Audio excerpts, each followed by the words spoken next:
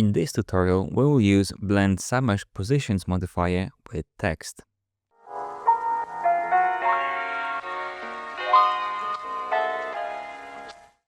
So the idea for this tutorial came from Motion Boutique tutorial, where they show how to use Pastiche plugin in After Effects to animate the position of characters onto an underlying path to reveal an image. We can achieve this in Cavalry easily with Blend Submesh Positions modifier. I created 3 little simple illustrations which will help me visualize this effect better, and you'll be able to download all the project files I created from the Gumroad store for a small donation fee. So essentially what we can do with Blend Submesh Positions modifier is to blend the position of a paragraph, in this case, onto the path below it. We can stack other effects, as you can see, and this allows you to create a lot of interesting effects. Now, there are a few things you need to know about this modifier because it is a little bit confusing to use on a text layer. So let me explain. I have a simple scene with an duplicator that contains a number of rectangles and it's just set to random, and another duplicator that has 30 dots instant on top of this star shape. Now, if you add a Blend Submesh Positions modifier to a duplicator, you can easily animate the position from the starting point to the target point. So essentially, we are morphing the positions between A and B. If we try to do the same thing with a text layer, as you can see, I have Blend Submesh Positions modifier added to it as well, and I try to animate this, we get weird results. You can try and change the levels mode, but as you can see, nothing is really working. Now, the reason for this is pretty simple. I have my duplicator with rectangle selected. As you can see, every single shape is on a single level, level 1 essentially. Now the text layers are a little bit different. When you select a text layer, you can see it's made of character groups, words, and finally lines. This is why you can use the text lines mode to create some sort of an animation, but none of the other modes work. So how do we fix this? So let's start by grabbing some lorem ipsum text. Font and the settings does not matter. I just only set the text box size so everything fits within the screen. And what we need to do is a few things. Let's grab the pencil tool and simply draw a path. Going to make it red so we can see it a bit better. Then I'm going to create a simple rectangle. Make it 20 by 20, and maybe let's change the color to something easy to see like this green. Finally, I'm going to take this rectangle, put it in a duplicator, select path mode, and drop this shape we just created with a pencil tool. And now we have the baseline for our text to morph onto. The last thing we need is find the string length utility. Grab your string and drop it onto the string field in the string length. This utility will tell us how many characters we have inside this text layer. So we can use this information to instance about 120 squares on this path. Going to call this placeholder squares. So we have our path and we have a number of rectangles which we will use as the target object for our text layer to morph onto. So how this will work is as follows. As you can see, this is pretty standard text layer. We have characters, words, and group 1 for lines. What we need to do is essentially collapse all of these groups to a single level. The way you can do this is with flatten shape layers, and you have to switch it to single layer.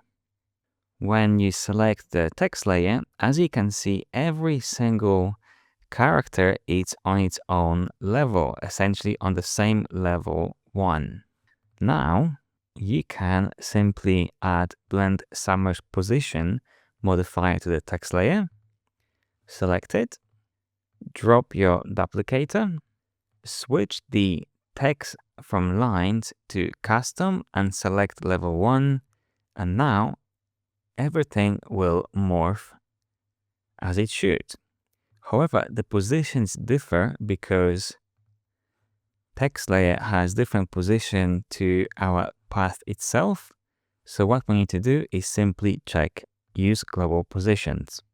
As you can see, we can easily morph all the characters on top of the rectangles we created early on, but we have quite a few extra rectangles over here. This is because our text layer has empty spaces, so the easiest way to fit this text layer to the amount of rectangles like this is to simply reduce the amount of rectangles we have available. So something around 100 will mean that majority of the text layer characters are now placed on top of our duplicator, and we have few left. So I'm going to simply add few extra copies, around 105 total. Now, if we look closely, the characters are positioned on the middle of the rectangles themselves, on top of the pivot points. So if you want to adjust this, you simply need to add submesh to your text layer, and then inside the submesh, you can adjust position. But as you can see, nothing is happening. The reason for this is because we have a different level mode selected than the level mode that the text layer is now operating at.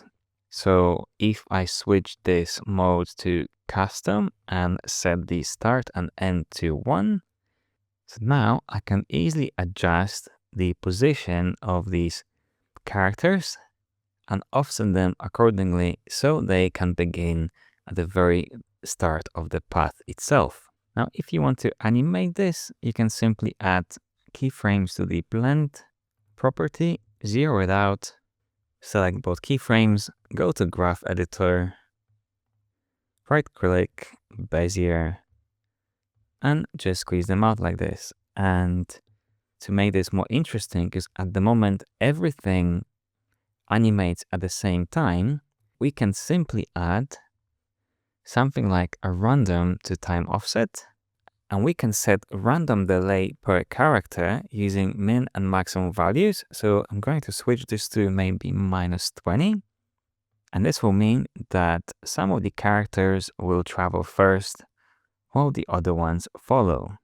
So as you can see, this is pretty straightforward to do once you know the initial steps, and this will work with more complex meshes. So I have created a second copy of the existing composition we just created.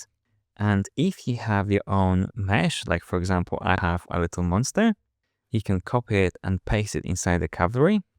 But what I'm going to do is a little bit different. I'm going to delete the initial path we just created and hide every single layer.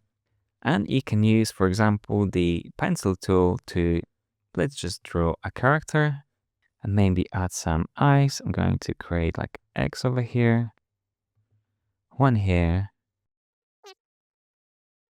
So I have my character created. It's more complex than a simple line. As you can see, we have a number of paths. I'm going to call it just dude. And I can use this path we just created in our original placeholder squares duplicator. Just simply drop it, turn it on so I can see what is going on. So as you can see, this duplicator is simply instancing loads of squares on every single path.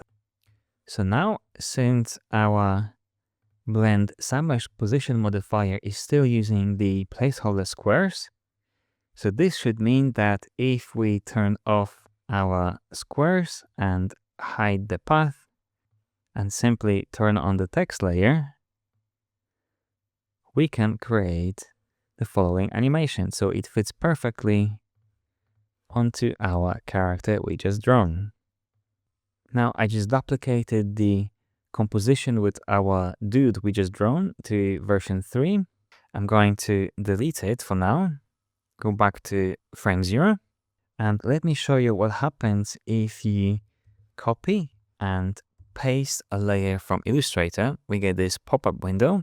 It doesn't really matter which option you select. The asset layer means that everything will be contained in single layer, and separate layer means that Cavalry will break down this illustration into individual layers. So let's select asset layer for now.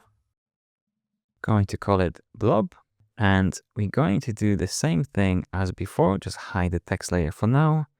Go to the duplicator, drop the blob inside the duplicator, turn on, and as you can see, I've got loads of squares. And this works on a complex path when I have like loads of paths overlying each other, like for the eyes over here. And now let's hide the duplicator, turn on the text layer, and as you can see, something's wrong. The reason that all the letters went into this single path over here is because we are dealing with more complex path than before. So let's have a look what is going on. Let's just select our blob. As you can see, we've got 1, 2, 3, 4 meshes total. In our duplicator, we are creating 105 rectangles per submesh. We can check that by using Count Submeshes tool, dropping it here, and as you can see, we've got 420 meshes total. So this means that our text layer simply was placed on top of the very first mesh. So to fix this, you have to go back to Duplicator and change the count mode from per submesh to per shape.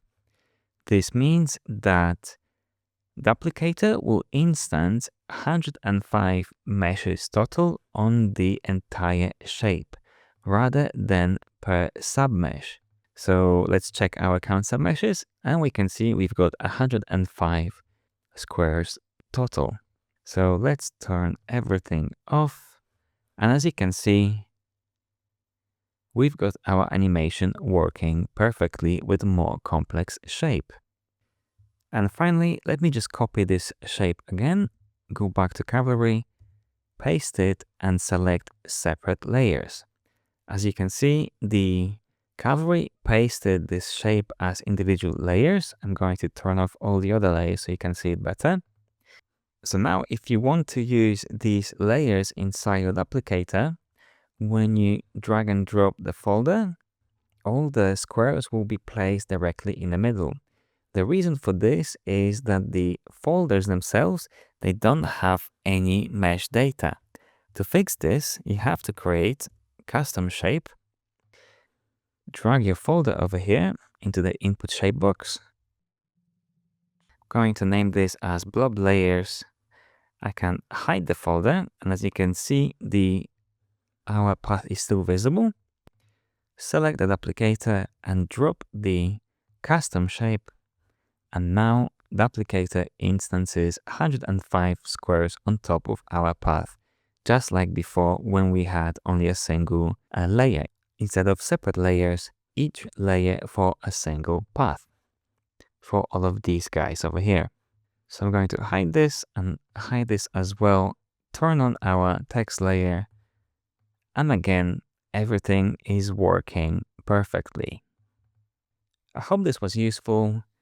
And as I mentioned before, I created a number of more complex examples, and all of them will be available for you to download from the Gumroad store for a small donation fee. Thanks for watching.